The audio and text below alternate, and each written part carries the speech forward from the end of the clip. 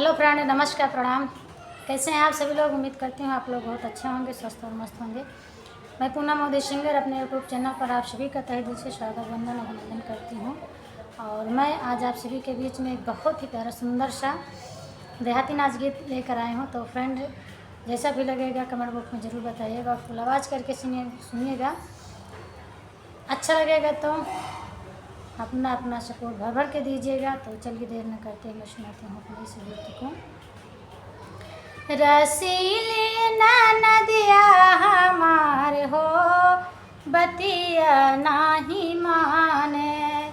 छबीली नदिया हमार हो, बतिया नाही माने। ना मांगे ननदी सोना या चांदी, ना मांगे ननदी सोना या चांदी। मांगे वो बिरना हमारे हो, बतिया नाही माने। मांगाई बिरना हमारे हो, बतिया नाही माने। रसीली नदिया हमारे हो, बतिया नाही माने। छबीली नदिया हमारे हो, बतिया नाही माने।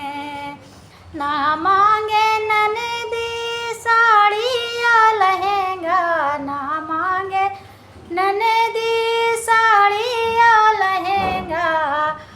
मांगाई सजना हमारे हो, बतिया नाही माने। मांगाई सजना हमारे हो, बतिया नाही माने।